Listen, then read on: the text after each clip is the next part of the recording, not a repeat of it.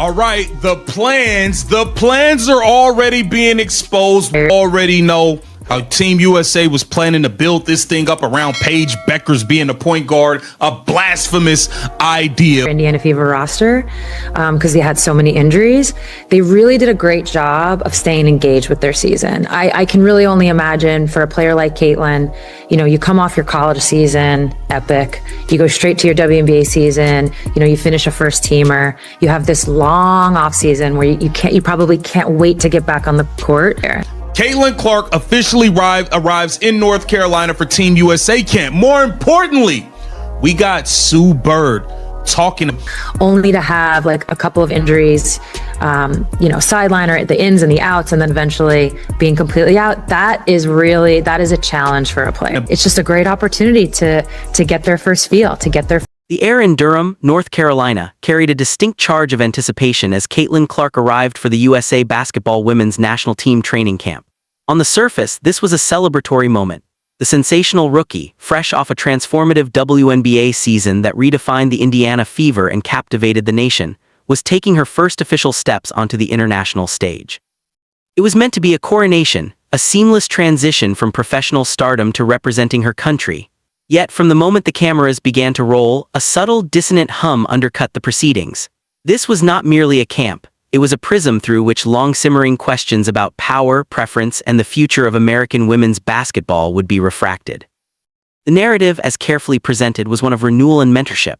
Sue Bird, the legendary point guard turned general manager for this cycle, stood before the media, her words measured and diplomatic. She spoke of opportunity, of first tastes, and of culture. "It's just a great opportunity to get their first feel, to get their first taste," Bird said of the newer players. And the other beautiful part about USA basketball, this is when the veterans really come alive. They can be a huge part of setting that tone, not just the coaches but those vets. It was a soundbite that played well to the ear. Who could argue with the value of veteran leadership? Yet to the discerning observer the emphasis felt pointed, a strategic framing of the hierarchy before a single drill had been run. The veterans Bird invoked were not just the established WNBA superstars present. The term in this context seemed to extend its shadow to include certain players whose professional credentials were as yet theoretical, most notably Paige Bueckers.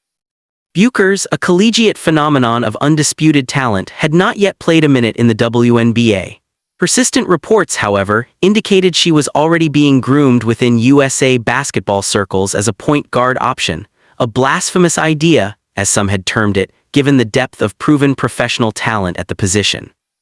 And here the dissonance became a clamor. Caitlin Clark had just concluded a rookie season for the ages. She was a first-team All-WNBA selection. She led the entire league in assists, dishing out 8 per game and shattering the single-season record with 337 total. She had taken a moribund Indiana Fever franchise and through sheer force of will and transcendent skill, propelled them into playoff contention. She was not a prospect. She was a proven commodity, an engine of offensive creation who had just dominated the highest level of domestic competition. Yet as she entered this camp, the surrounding conversation seemed to pivot away from leveraging her unique game-breaking abilities and toward a lesson in tone setting and systemic integration. The math, as many fans and analysts noted, did not sit right. It felt less like an embrace of a transformative talent and more like an exercise in fitting a square peg into a pre-designed round hole. This underlying tension found its most potent symbol not in a player, but in a coach, Stephanie White. White, the current head coach of the Indiana Fever, was present in Durham in the role of a court coach, a temporary position for this December camp. Sue Bird explained the staffing logic with practiced ease. The plan was to blend WNBA and college coaches, but the December timing made college coaches unavailable, so they tapped into the newer crop of WNBA coaches. The issue, however, was that Stephanie White was not new. She was a seasoned coach with deep ties, most notably a 5-year tenure as an assistant with the Connecticut Sun under Curt Miller, a period that embedded her firmly within the influential and oft-discussed UConn Pipeline. The overlap was immediate and uncomfortable. Stephanie White had just spent the entire WNBA season coaching Caitlin Clark. That season, while historic in many respects, ended under a cloud of concern regarding Clark's workload and health. Tasked with carrying an immense offensive burden, Clark averaged nearly 35 minutes per game, a staggering load for a rookie, especially one coming off a 39-game college season that ended in the NCAA championship game. The cumulative toll of over 80 high-level games in a single calendar year manifested in a knee injury that sidelined her late in the season, prematurely ending her campaign and fueling questions about her management. Now, barely 2 months later, the same coach who presided over that grueling workload was in a position to influence Clark's integration and usage within the national team structure. And she was doing so as effectively a tryout candidate. Bird clarified that the official assistant coaching positions would not be finalized until much closer to the World Cup. The court coaches were auditioning. For Stephanie White, proving her value meant demonstrating she could seamlessly execute head coach Cara Lawson's vision and contribute to a winning environment. In the high-stakes, relationship-driven world of USA basketball, where past affiliations carry weight, a pressing and uncomfortable question emerged. Would proving her value involve unlocking Caitlin Clark's full, revolutionary potential, or would it involve seamlessly integrating her into a system that might prioritize familiarity and pre-existing relationships? This question gained further texture when examining the rest of the camp's invitees.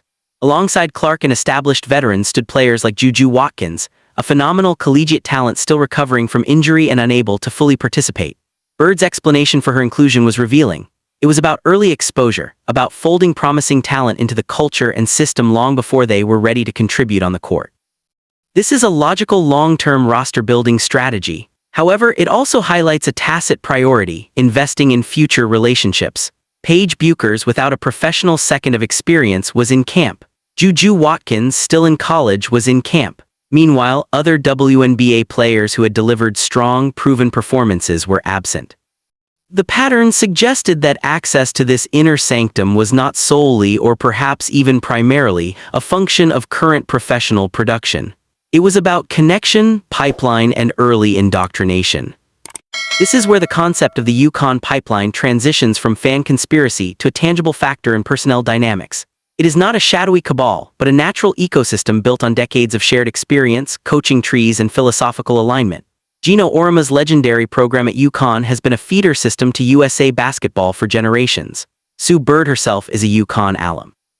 The connections run deep and are reinforced through years of USA basketball camps, coaching clinics, and networking. Stephanie White's extensive time within the Connecticut Sun organization, a franchise historically intertwined with UConn personnel and style, places her firmly within this ecosystem. When such a coach is in an auditioning role at a camp where a UConn superstar, Bueckers is being considered for a vital role, and a non-UConn phenomenon, Clark is the reigning professional sensation, the potential for unconscious bias, or at the very least, a conflict of perceived interests becomes a legitimate point of scrutiny. Clark's situation thus became a litmus test. She represents the ultimate disruptor, a player whose fame, style of play, and commercial impact exist largely outside the traditional pathways. Her college career at Iowa, while spectacular, was not part of the old guard hierarchy. Her professional success was immediate and undeniable, yet it seemed to necessitate an adjustment from a system accustomed to cultivating talent through familiar channels. The language used around her was telling. Praise centered on her mental toughness in battling injury, her engagement while sidelined, laudable traits to be sure, but conspicuously absent was any substantive discussion of how those injuries occurred, or any analysis of how her historic skill set would be optimally deployed within the national team framework. The conversation was about her resilience as a person, not her revolution as a player. This subtle sidelining of on-court ontology in favor of off-court intangibles is a classic mechanism for managing disruption. By focusing on culture, veteran leadership, and learning the system, the institutional gaze shifts from what makes the player uniquely dangerous to how well she adapts to the existing environment. For Clark, a player whose value is inextricably linked to her audacious, boundary-pushing, and high-usage style of play, this adaptation could inherently mean diminishment. The system, it seemed, was asking not, how do we build around this weapon, but rather, how does this weapon conform to our existing arsenal? The press conference with Sue Bird was a masterclass in this narrative management. When asked directly about Clark's return from injury, Bird pivoted gracefully to praising her sideline engagement. It was a deflection that avoided any commentary on her play or her fit. The hesitation before her words was not of someone gathering thoughts, but of someone carefully navigating a minefield of subtext. Every mention of veterans setting the tone, every emphasis on the newcomers getting a first taste, served to reinforce a preordained hierarchy. In this framing, Clark, despite her Rookie of the Year caliber season, was still a neophyte in need of guidance, while others with deeper ties to the USA basketball family were positioned as the tone setters, even the on-court directors. The stakes of this dynamic extend far beyond a December training camp. USA basketball is not simply assembling a team for the next tournament, it is architecting its future for the next decade. Camps like this are where relationships are cemented, where trust is built, and where players are psychologically folded into the USA basketball way. Those who are invited early, who are given access and mentorship, often find themselves first in line for roster spots when competition stiffens. It is an investment in social capital as much as in athletic capital. For Caitlin Clark, this presents a paradox. She possesses more athletic capital in the form of proven league-leading production than almost anyone in the pool. Yet her social capital within the long-standing USA basketball institution is nascent. She is an external force being internalized, and the process of internalization often requires a degree of assimilation. The fear among her supporters is that this assimilation will come at the cost of the very qualities that make her extraordinary. Her limitless range, her creative passing hub, her gravitational pull on defenses, and her undeniable clutch gene. The presence of Stephanie White as a mediating figure amplifies this paradox. Is she there as a trusted guide for her former player, a bridge between Clark and the national team system, or does her own need to secure a permanent role incentivize her to demonstrate that she can manage Clark, to integrate her without disruption, even if that means sublimating some of her offensive autonomy to fit a system that may also be designed to showcase other, more familiar talents? There are no easy answers, only the palpable tension of competing interests. This entire scenario unfolds under the broader gaze of a rapidly evolving women's sports landscape. Caitlin Clark is not just a player, she is a cultural phenomenon who has driven unprecedented ratings, attendance, and economic engagement. The audience she brings is new, vast, and passionately invested in her journey. This demographic force is watching this USA basketball integration with intense scrutiny. They see a player who has earned every accolade through demonstrable performance, and they are instinctively skeptical of systems that prioritize pedigree over production or familiarity over firepower. Their confusion about priorities, as it has been termed, is a rational response to a perceived dissonance between merit and access. What is playing out in Durham, therefore, is a microcosm of a larger struggle for the soul of the sport. It is a clash between an established, proven, and deeply successful institutional model, one built on specific pipelines and a particular culture, and a new wave of talent that has achieved stardom through different avenues and possesses a different kind of market power. The institution is wise enough to know it must incorporate this new wave. The question is whether it will do so on the wave's own terms or whether it will seek to temper it to smooth its edges and to channel its energy into pre-existing conduits. The true answers will not be found in press conferences or official releases. They will be revealed in the quiet choices made on the practice floor, in who initiates the offense, in who is given the green light in late clock situations, in which combinations of players are favored, and in the body language between coaches and stars. They will be evident in whether Clark is used as a system point guard or as a systemic catalyst, a subtle but profound difference. Courtside leaks exist to track these subtleties, to connect the dots between the whispered conversations and the rotational decisions, to provide the context that transforms a simple box score or a canned quote into understanding of the deeper game being played. This narrative of Caitlin Clark, Team USA, and the powerful currents of tradition and disruption is precisely the kind of complex, layered story that demands unpacking. It is a story about basketball, but it is also a story about power, influence, and the eternal struggle between the established order and the transformative newcomer. As the camp in Durham progresses and the journey toward the World Cup begins, every drill, every interview, and every lineup will be a piece of this puzzle. The goal is not to tear down an institution that has produced unparalleled success, but to hold a clear mirror to its processes, to ensure that in its efforts to maintain a culture of excellence, it does not inadvertently sideline the very talent that represents the future's most electrifying promise.